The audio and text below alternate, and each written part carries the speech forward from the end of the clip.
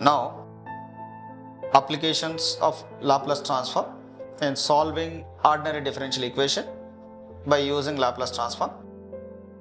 Let me solve another problem. 4y double dash plus pi square y equal to 0. And initial conditions, y of 0 equal to 2, y dash of 0 equal to 0. Now, given differential equation, 4y double dash plus pi square y equal to 0. Taking Laplace transform on both sides, we have 4 into Laplace transform of y double dash, pi square is constant, pi square, Laplace transform of y equal to 0. Laplace transform of 0 is nothing but 0 only.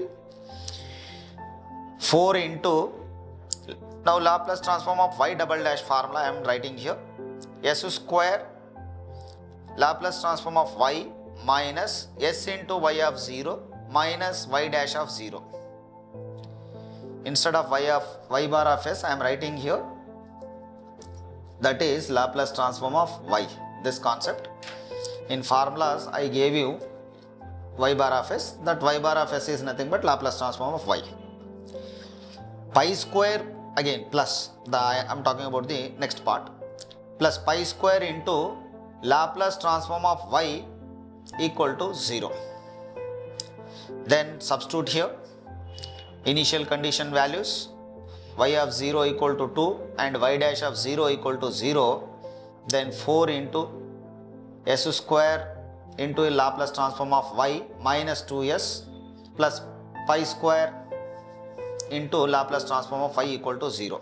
On simplification, Laplace transform of y is common, 4s square plus pi square equal to 8s. Then Laplace transform of y equal to 8s by 4s square plus pi square. Then I need the value of y equal to, I have taken 4 common because in Laplace transform the formulas, in Laplace transform or inverse Laplace transform, the answer or formula starts with s square only, but here 4s square is there. I have taken 4 common. Then already in place of numerator 8 is available. 8 by 4 means 2 it becomes. That's why I wrote here 2 directly.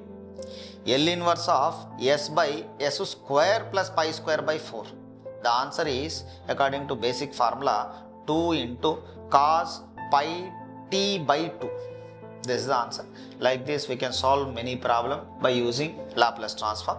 This is the concept of solutions of ordinary differential equation by using Laplace transform method.